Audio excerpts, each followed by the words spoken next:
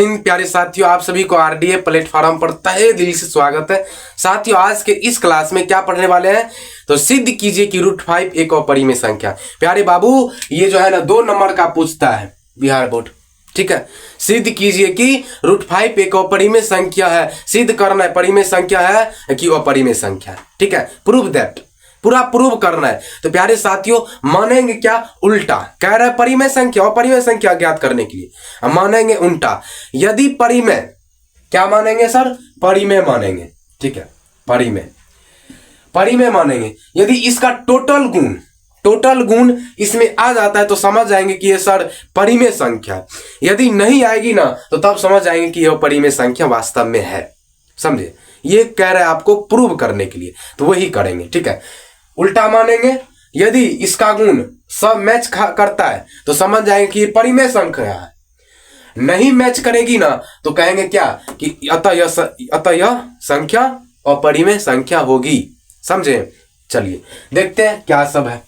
और याद रखिएगा प्यारे साथियों, ये 2 नंबर का पूछता है। क्या नंबर का बाबू? 2 नंबर का। बिहार बोर्ड जो है ना फिक्स है। आपको हम एगो वीडियो में कराए हैं कि √2 का, इस वीडियो में क्या करा रहे हैं? √5 का। एगो और वीडियो बनेगी उसमें क्या रहेगी? √3। ये तीनों जो है ना लिख करके कह देते हैं, एक न एक फंसबे करेगा आपको। हम भी मैट्रिक का परीक्षा दिया ही ना कि नहीं दिया है, हम उस पानी से गुजरे हैं। समझे? तो ये तीनों में से एक पूछेगा।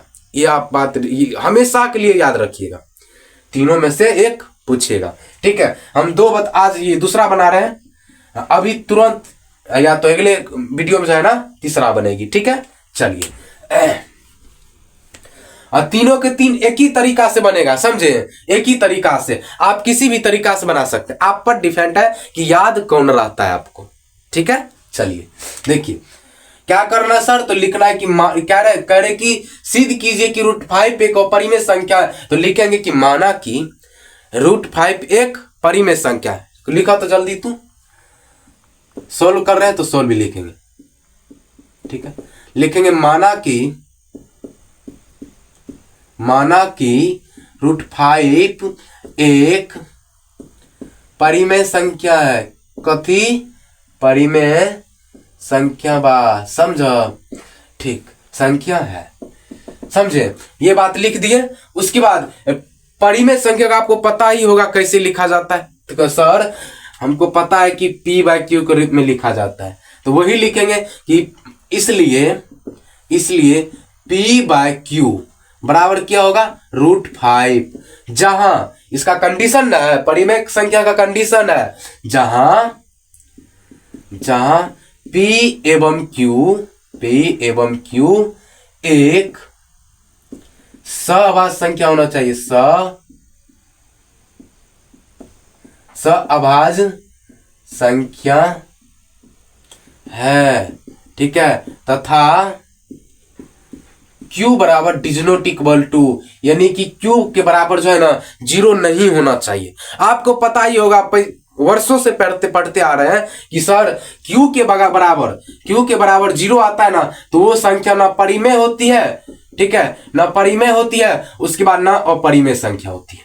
समझे? वो ना परिमेय होती है ना अपरिमेय संख्या होती है यदि Q की जगह पर 0 आ जाए। ठीक है, चलिए देखिए अब करना क्या। अब तो ये यहां तक लिख दिए, तो लिखेंगे चूंकि दोनों तरफ वर्ग करने पर दोनों तरफ वर्ग करिएगा तो क्या क्या होगी? ऐसे वर्ग करिएगा, P/Q का वर्ग बराबर √5 का वर्ग। समझे? √5 का वर्ग मतलब समझते हैं ना जी, ये स्क्वायर उसी को कहा जाता है। इंग्लिश में क्या कहते हैं उसको? स्क्वायर। ठीक है, चलिए तो प्यारे बाबू P/Q स्क्वायर बराबर √5/स्क्वायर हुआ। तो प्यारे साथियों, आपको पता ही होगा कि स्क्वायर और रूट हट जाता है, दोनों कट जाता है। ठीक है, तो आप बताओ कि P²/Q इसको हम 2 बार लिख सकते हैं और इसको 2 बार लिख सकते हैं। तो हाँ सर लिख सकते हैं आराम से। ठीक है, आराम से बटे में इसको भी 2 बार लिख सकते हैं बराबर। या तो इसको मत लिखिए। ठीक है, इसको मत लिखिए, बहुत बढ़िया होगा तब। चलिए ये दोनों कट गया है तो क्या बचा है? 5 बचा है। अब बताओ इसको एलसीएम लीजिएगा ना तो क्या होगा, p² अब बराबर 5q। यहां तक समझने में किसी को दिक्कत है तो प्लीज हम उसको हाथ जोड़ करके विनती करते हैं, आप कमेंट के थ्रू बताइए, हम फिर से बताएंगे आपको। यदि नहीं है दिक्कत तो बोलिए सर कि दिक्कत नहीं है, आगे बढ़िए, ठीक है। ये आप लोग जल्दी से कमेंट कीजिए, ठीक। चलिए यहां तक हो गया। अब लिखेंगे कि इससे स्पष्ट है कि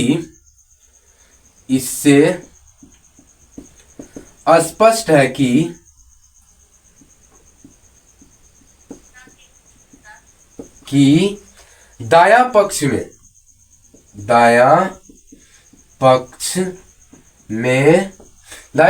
की है, दाया पक्ष में 5q एक पूर्णांक है। क्या है जी, पूर्णांक है, ठीक है। तथा बाया पक्ष में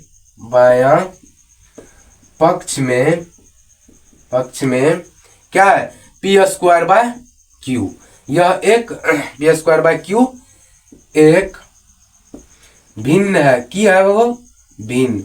मिस्टर बिहारी क्या है जी, p²/q एक भिन्न है, समझे।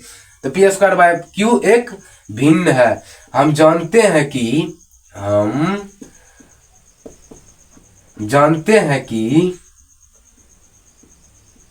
भिन्न और पूर्णांक और भिन्न बराबर नहीं होती है, या समझे, भिन्न और पूर्णांक कभी नहीं हो सकती है बराबर, ये याद रखिएगा, ठीक है। तो अतः हम जानते हैं कि भिन्न और पूर्णांक बराबर नहीं होती है, अतः हमारी मान्यता